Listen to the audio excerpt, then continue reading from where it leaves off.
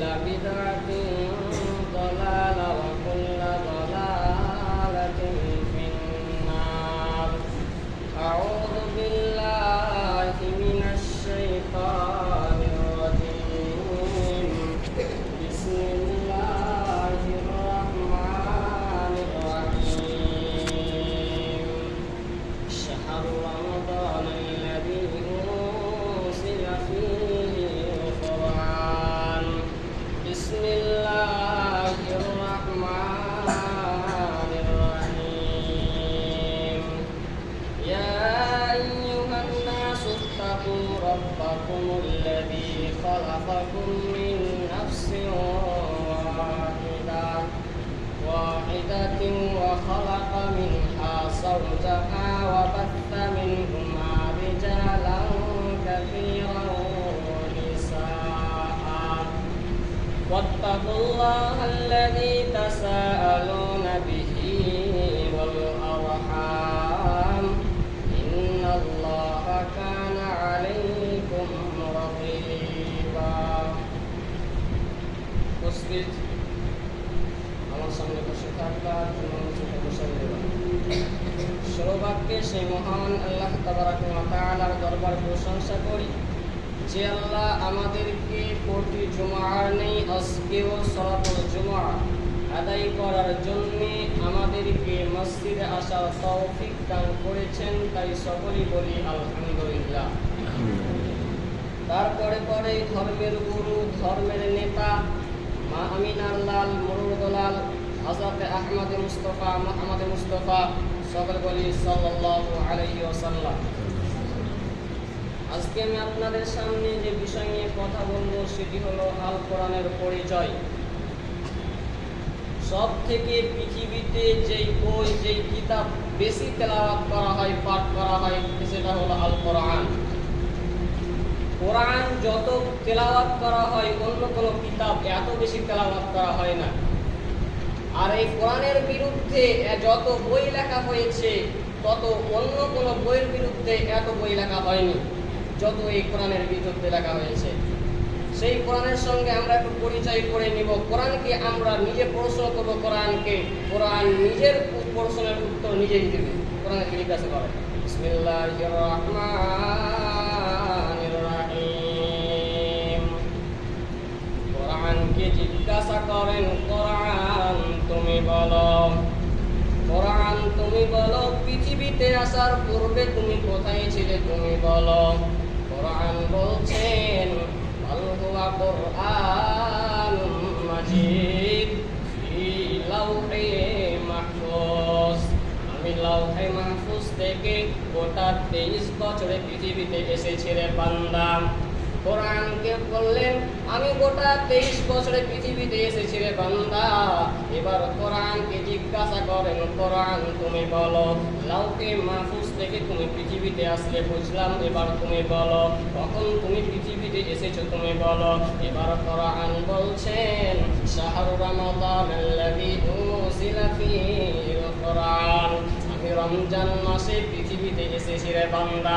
এবার কোরআনকে জিজ্ঞাসা করেন, কোরআন তুমি বলো রমজান মাসে পৃথিবীতে এসেছো বুঝলাম, এবার তুমি বলো কখন এসেছো, তুমি বলো দিনে এসেছো না রাতে এসেছো, তুমি বলো। এবার কোরআন বলছেন ইন্না আরসালনাহু ফি লাইলাতিল কদর। আমি লাইলাতুল কদরের রাতে পৃথিবীতে এসেছি রে বান্দা। এবার কোরআনকে জিজ্ঞাসা করেন, কোরআন তুমি বলো পৃথিবীতে আসার তোমার উদ্দেশ্য কি, তুমি বলো কিসের জন্য তুমি পৃথিবীতে এসেছো, তুমি বলো। এবার কোরআন বলছেন হুদাল লিন্নাস, মানুষের হেদায়েতের জন্য আমি পৃথিবীতে এসেছি রে বান্দা। তার মানে কোরআন মানুষকে হেদায়েত দিতে পারে। কোরআন মানুষকে হেদায়েত দিতে পারে। মক্কাতে যখন কোরআন আসেনি, কোরআন অবতীর্ণ হয়নি, তখন মক্কাতে এমন কোনো পাপ ছিল না, এমন কোনো গুনাহ ছিল না সেই নগরীকে হয়নি। জেনা বলেন, ব্যভিচার বলেন, অত্যাচার বলেন, সব করতো। তাদের যৌবন চাহিদা মেটাবার জন্য একটা নারীর প্রয়োজন ছিল। সেই নারী কার মা, কার বোন, কার বোন সেটা দেখার কোনো প্রয়োজন ছিল না। যখন এই কোরআন সেই মক্কার বুকে এলো, তখন যারা নারীর সতীদের পড়িয়েছিল তারা নারীদের পাহারাদার হয়ে গেল, তারা চুরি করত তারা তারা সম্পদের পাহারাদার হয়ে গেল। এই কোরআন আসার পর মানুষের চরিত্র বদলে গেল। কোরআন আসার পরে চরিত্র বদলে গেল। এই কোরআন মানুষকে হেদায়েত দিতে পারে, এই জন্য মানুষের চরিত্র কোরআন তেলাওয়াত করে করে মানুষের দিল বদলে গেল। মুসলমান এই কোরআনকে সম্মান দিয়েছে। দুইজন হিন্দু ছেলে মুফতি সাহেবকে জিজ্ঞাসা, মুফতি সাহেব আপনারা আল্লাহর ইবাদত করেন, আমরা মানলাম, তবে আপনারা কি আল্লাহকে দেখতে পান? মুফতি সাহেব বলছেন, না, আল্লাহকে দেখতে পাই না, তবে আমাদের ভরসা আছে যে আমরা আল্লাহর ইবাদত করি, আল্লাহ আমাদের দেখছে, আমরা আল্লাহকে দেখছি। তখন সেই ছেলে বলছে, তখন মুফতি সাহেব বলছে, তার জন্য তো আমরা হলাম কাপুরুষ, তোমরা হলে সুপুরুষ। তখন ছেলেরা খুব খুশি যেহেতু ওরা সুপুরুষ হয়েছে। তখন মুফতি সাহেব বলছে, তোমরা কেন সুপুরুষ আর আমরা কেন কাপুরুষ, শুনবে না? বলছে, শুনবো, বলেন। তখন বলছে, তোমাদের কালী পূজা হয়, দুর্গা পূজা হয়? বলছে, হ্যাঁ হয়। তখন তোমাদের কালিমাকে পেপারে ছাপায়, হয় কি হয় না? বলছে, হয়। তখন বলছে, সেই পেপার মানুষ কয়দিন পরে? একদিন, 2 দিন, 3 দিন, তার বেশি করে না। তারপর কি করে? বলছে, ওজনে বিক্রি করে। তার মানে তোমাদের ভগবান ওজনেও বিক্রি হয়। বলছে, ওজনে বিক্রি করার পর কিনে কে? বলছে, যারা ট্রেনে মুড়ি মুড়ি মুড়ি করে বেড়ায় তারাই কিনে। বলছে, তারা কিনে করে কি? বলছে, তারা কেচি দিয়ে কাটে, তারপরে তারা ওই তার ঠোঙ্গা বানায়, ওই ঠোঙ্গার উপরে সবাই মুড়ি খায়। বলছে, মুড়ি খাওয়ার পর সেই ঠোঙ্গাটা পকেটে ভরে নেয়, রেল লাইনে ফেলে দেয়। বলছে, রেল লাইনে ফেলে দেয়। বলছে, রেল লাইনে পায়খানা করে কে? বলছে, বাল মানুষে। বলছে, তোমাদের বাপ চাচার কথা বলছে, ভগবান, তোমাদের ভগবান যদি মানুষের পায়খানা হয় তাহলে তোমাদের বাপ দাদাও মানুষের পায়খানায়। আর এবার বলছেন, এবার আমরা কেন কাপুরুষ, এবার শুনবে না? বলছে, শুনবো। কি এবার বলছে, একটা মাতাল রাত 12টায় সময়, রাত 12টা 1টার সময় মদ খেয়ে মাতাল হয়ে আছে, নাপাক হয়ে আছে, ঢুলতে ঢুলতে ঢুলতে ঢুলতে বাড়ি ফিরছে। এমন সময় ঝড় বৃষ্টি আরম্ভ হয়ে গেল, এমন সময় ঝড় আরম্ভ হয়ে গেল। এই ঝড়ের কারণে কোনো মসজিদ থেকে, হয়তো কোনো মাদ্রাসা থেকে একটা কোরআনের পাতা বেরিয়ে উড়ে পালিয়ে এসেছে। এবার সেই মাতাল ঝড়ের কারণে বাড়ি যাচ্ছে, এমন সময় দেখছে সেই কোরআনের পাতা। মাতাল মদ খেয়ে আছে, বড় বড় চোখ করে, এটাই তো কোরআন, এটাই তো কোরআন। তখন সে দৌড়ে বাড়ি গেল। বাড়ি গিয়ে এবার তার স্ত্রীকে বলছে, বিবি রে, তাও তাড়াতাড়ি আমাকে সাবান দাও, গামছা দাও, আমি গোসল করব। তার স্ত্রী ভাবছে, আমার আজ স্বামীর হলো কি, হঠাৎ করে আজকে গোসল করতে চাইছে, কোনদিন তো গোসল করতে চাই নাই, তাড়াতাড়ি করে গোসল করতে করে করলো। তারপর তার স্ত্রীকে বলছে, স্ত্রী তাদের টচ নাও, তাড়াতাড়ি চলো আমার সঙ্গে, তাড়াতাড়ি চলো। এবার স্বামী স্ত্রী মিলে যেতে লাগলো। গিয়ে দেখে সেই কোরআনের পাতা বৃষ্টির কারণে ভিজে গিয়েছে এবং একটা গাছে লেগে গিয়েছে। তখন এবার সেই কোরআনের পাতাটাকে জড়িয়ে নিয়ে মাতাল বলছে, আল্লাহ, তোমার হেফাজত, তোমার কোরআনের হেফাজত করা আমার দায়িত্ব ছিল প্রথমে, কিন্তু এমত অবস্থায় আমি ছিলাম মাতাল, এমত অবস্থায় আমি ছিলাম নাপাক, এই জন্য প্রথমেই আমি তার হেফাজত করতে পারি নাই। তার মানে আমাদের একটা মাতালের বুদ্ধিতে আছে, এটাই হলো আল্লাহর কোরআন, নাপাক অবস্থায় ছোঁয়া যাবে না, যাবে না, যাবে না। বিশ্বনবী জনাবে মুহাম্মদুর রাসূলুল্লাহ সাল্লাল্লাহু আলাইহি ওয়াসাল্লামের কাছে কিছু কাফের মুশরিক তথ্য নেওয়ার জন্য বলছে, নবী কবি হয়ে গেছে, নবী কবি হয়ে গেছে, নয়তো এত সুন্দর করে কোরআন তেলাওয়াত মিলিয়ে মিলিয়ে মিলিয়ে মিলিয়ে কোরআন তেলাওয়াত করেন কিভাবে? এমন মিলিয়ে দেখেন, সূরাতে দেখেন, ওয়াশ-শামসি ওয়া দুহাহা ওয়াল কামারি ইযা তালাহা ওয়ান নাহারি ইযা জাল্লাহা ওয়াল লাইলি ইযা ইয়াগশাহা ওয়াস সামাই ওয়া মা বানাহা। এটা সূরার মধ্যে প্রত্যেকটা আয়াতের শেষে আল্লাহ হা হা হা হা দিয়ে মিলিয়ে দিলেন। শুধু তাই নয়, সূরা কদরের ভিতরে দেখেন, ইন্না আনসালনাহু ফি লাইলাতিল কদর ওয়া মা আদরাকা মা লাইলাতুল কদর লাইলাতুল কদরি খায়রুম মিন আলফি শাহর তানাজ্জালুল মালাইকাতু ওয়ার রূহু ফিহা বিইذনি রাব্বিহিম মিন কুল্লি আমর। এই সূরার মধ্যে আল্লাহ প্রত্যেকটা আয়াতের শেষে রা রা রা রা দিয়ে আল্লাহ মিলিয়ে দিলেন।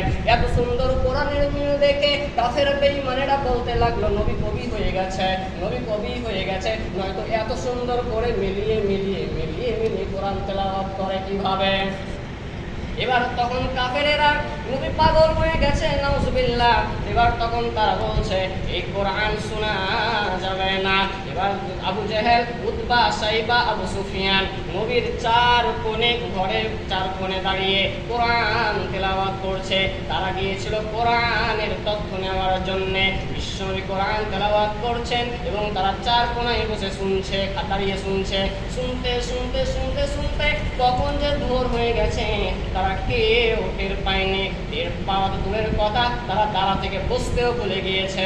এবার তখন তারা যখন একসঙ্গে বাড়ি ফিরবে, এমন সময় চারজনের সঙ্গে দেখা। বলছে আবু জেহেল তুমি এখানে কেন? বলছে আবু সুফিয়ান তুমি এখানে কেন? বলছে উতবা সাইবা তুমি এখানে কেন?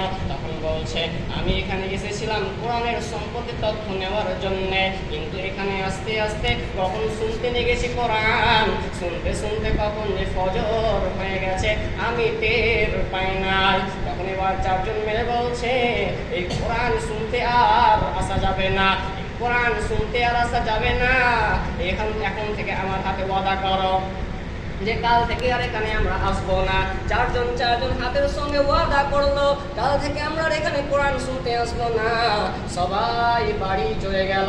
তারপরের দিন আবু জেহেল ভাবছে, উতবা, সাইবা, আবু সুফিয়ান ওয়াদা করেছে তারা আজ হয়তো আসবে না, চলো আজকে আমি মজা করে একাই কোরআন তেলাওয়াত শুনবো। এবার উতবা, সাইবা এরাও ভাবছে, একই কথা ভাবছে, আবু জেহেল তো ওয়াদা করেছে ওরা আজ আসবে না, আজকে আমি একাই মজা করে কোরআন তেলাওয়াত শুনবো। আবার চারজনে গিয়ে হাজির চার কোণায়। এবার তখন কোরআন তেলাওয়াত শুনতে শুনতে আবার ফজর হয়ে গেল। আধার হয়ে আছে, অল্প আধার হয়ে আছে। এবার বলছে এখানে আর বেশিক্ষণ থাকা যাবে না, সকাল হয়ে গেলে সবাই আবার দেখে ফেলবে, রাতের আধারে সবাই বের হতে যাবে। এমন সময় একে অপরের সঙ্গে ধাক্কা লেগে গেল। এবার তখন বলছে তুমি কে? বলছে আমার আবু জেহেল। তুমি কে? তুমি বল আবু সুফিয়ান। তখন বলছে আবার তুমি এসেছো। বলছে তোমার সব জায়গায় দাদাগিরি চলবে না আবু জেহেল, তুমিও তো কালকে আমার কাছে ওয়াদা করেছিলে যে তুমি এখানে আর কোরআন তেলাওয়াত শুনতে আসবে না, কেন তুমি আসলে? তুমিও তো ওয়াদা করেছিলে এখানে আসবো না। বলছেন আমিও ভুল করেছি, আপনিও ভুল করেছেন, এরপর থেকে আর এখানে কোরআন তেলাওয়াত শুনতে আসা যাবে না, নাও তো আমরাও ওমরের মতো পাগলামি করে বসবো, এখানে কোরআন তেলাওয়াত শুনতে আসা যাবে না। কেন আমরা বেজাতি, আমরাই যদি কোরআনের পাগল হয়ে যায় তাহলে আরো লোক তো ওরাও পাগল হয়ে যাবে। চলো এবার আবু জেহেল মক্কাতে বাড়িতে গিয়ে বলতে লাগলো, মক্কাতে একটা পাগল হয়ে আছে, তার নাম মুহাম্মদ, নাউজুবিল্লাহ, তার নাম মুহাম্মদ, তার কথা কেউ শুনবে না, মানবে না, তার কথা কেউ শুনবে না। এবার যারা বাইরে থেকে আসলো তারা ভাবছে মুহাম্মদ পাগল, এমন কোন পাগল যে তাকে দেখতে মানা করছে, তার কথা শুনতে মানা করছে। এবার তখন সেই লোকগুলো ভাবলো তার কথা শুনবো না, কিন্তু তাকে দেখবো সে কেমন পাগল। তারা কানের ভিতরে আঙুল ভরে, দুই কানের আঙুল ভরে নিল। এবার তখন গেল মুহাম্মাদুর রাসূলুল্লাহ সাল্লাল্লাহু আলাইহি সাল্লাম যেখানে কোরআন তেলাওয়াত করছেন মক্কা শরীফে। এবার সেখানে গিয়ে দেখছেন এত সুন্দর চেহারা, এত সুন্দর লোক, এত সুন্দর চেহারা, এত সুন্দর লোক কোনোদিন পাগল হতে পারেন না। এত সুন্দর লোক আমরা আর কখনো জীবনে দেখি নাই, এত সুন্দর চেহারা জীবনে দেখি নাই। এত সুন্দর লোক পাগল হতে পারে না। পাগল কেমন হবে? তার ছেঁড়া জামা থাকবে, ছেঁড়া পাড়া জামা থাকবে, সে চিকন হয়ে থাকবে না। এত সুন্দর চেহারা সে পাগল হতে পারে না। এত সুন্দর চেহারা দেখে তারা কানের ভিতর থেকে আঙুল বের করে নিল।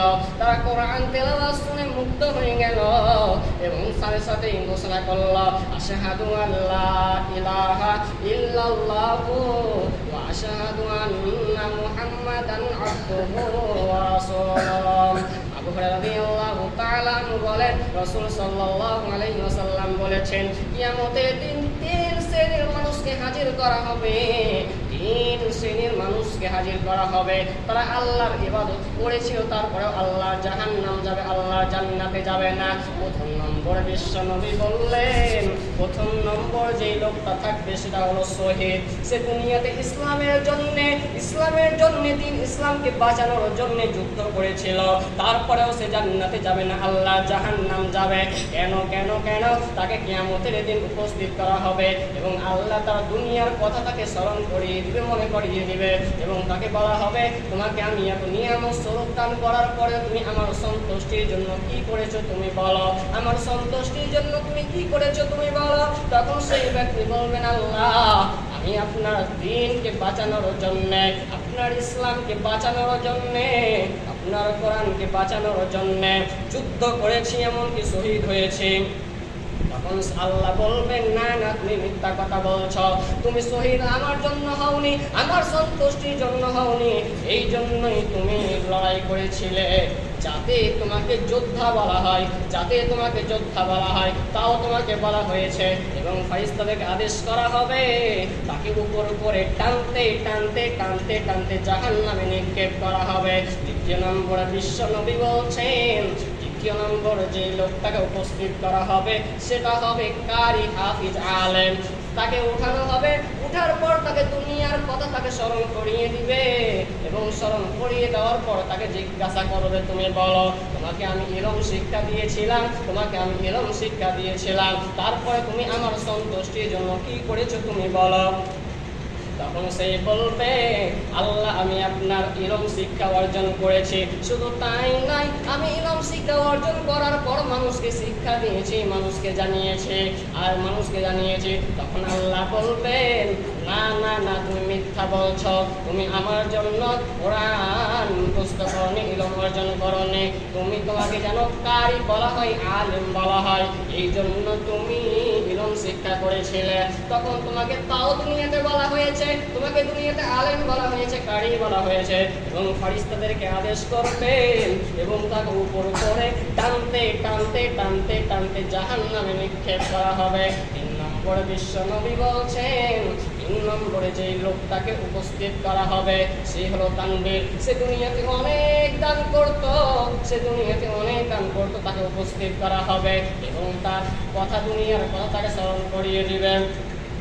দুনিয়ার কথা স্মরণ করিয়ে দেওয়ার পর তাকে জিজ্ঞাসা করা হবে, তুমি বলো তোমাকে আমি দুনিয়াতে অনেক টাকা পয়সা ধন সম্পদ দিয়েছিলাম, দুনিয়াতে এমন কিছু নয় তোমাকে দিইনি, গাড়ি বাড়ি টাকা করে সব তোমাকে দিয়েছিলাম, তারপরেও তুমি বলো আমার সন্তুষ্টির জন্য তুমি কি করেছো তুমি বলো। তখন সেই লোকটা বলবেন, আল্লাহ আমি আপনার সন্তুষ্টির জন্য সব জায়গায় দান করেছি, টাকা ব্যয় করেছি।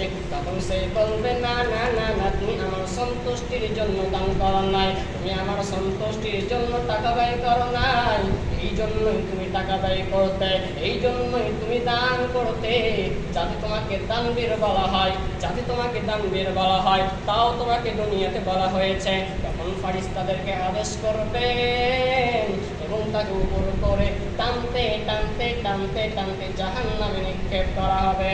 বিশ্বনবী অন্য হাদিসের ভিতরে বলছেন, কিয়ামতের দিন এক শ্রেণীর মানুষকে জাহান্নামে নিয়ে যাওয়া হবে, তাদের নাড়ি ভুঁড়ি বেরিয়ে যাবে এবং যেমন গাধা আটা যাদার সঙ্গে ঘুরতে থাকে তেমন করে নাড়ি ভুঁড়ি নিয়ে ঘুরতে থাকবে। জাহান্নামে তাকে জিজ্ঞাসা করবে, তুমি তো দুনিয়াতে আমাদেরকে ভালো কাজের আদেশ করতে এবং অন্য কাজের নিষেধ করতে, তাহলে তোমার অবস্থা কেন, তাহলে তোমার অবস্থা কেন?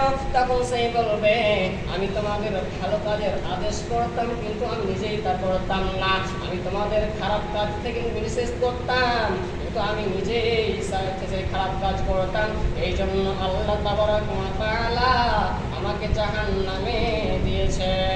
বিশ্বনবী জনাবে মুহাম্মদুর রাসূলুল্লাহ সাল্লাল্লাহু আলাইহি ওয়াসাল্লাম স্বপ্নের ভিতরে দেখছেন দুইজন ফেরেশতা এসে নবীর দুই ঘাড়ে ধরে নিলেন এবং বিশ্বনবীকে বললেন চলেন। বিশ্বনবীকে দেখলেন তাকে বাইতুল মুকাদ্দাসের দিকে নিয়ে যাওয়া হচ্ছে, নিয়ে যাচ্ছে এবং যেতে যেতে আশ্চর্যজনক বিকট আওয়াজ শুনতে পেলেন। বিশ্বনবী যেতে যেতে দেখলেন একজন লোক উপর হয়ে শুয়ে রয়েছে, একজন লোক উপর হয়ে শুয়ে রয়েছে এবং তাকে একটা লোক বড় পাথর দিয়ে তাকে মারা হচ্ছে, বড় পাথর দিয়ে মারছে এবং সেই লোক তার মাথা চূর্ণ বিচূর্ণ হয়ে যাচ্ছে এবং সেই পাথরটা ছিটকে গিয়ে দূরে গিয়ে পড়ছে। সেই লোকটা যখন আবার পাথর আনতে যায়, ফিরে আসতে না আসতে পূর্বের নেই ঠিক হয়ে যায়, আবার মারা হয়। বিশ্বনবী জিবরাইলকে জিজ্ঞাসা করলেন, জিবরাইল তুমি বলো এই লোকটাকে, এই লোকটাকে এই জন্য একে এত শাস্তি দেওয়া হচ্ছে, এত শাস্তি নেওয়া হচ্ছে?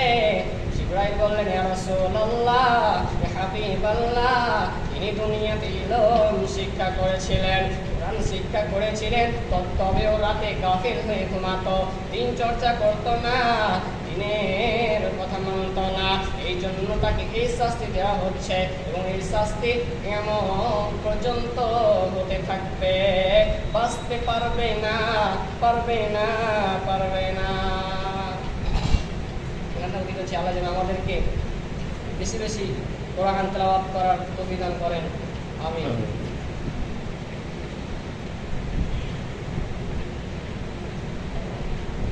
আলহামদুলিল্লাহ ওয়াহদা ওয়াসসালাতু ওয়াসসালামু আলা মান লা নাবিয়্যা বা'দা, আম্মা বা'দ। আউযু বিল্লাহি মিনাশ শাইতানির রাজীম। বিসমিল্লাহির রাহমানির রাহিম। কুল হুয়াল্লাহু আহাদ, আল্লাহুস সামাদ, লাম ইয়ালিদ ওয়া লাম ইউলাদ।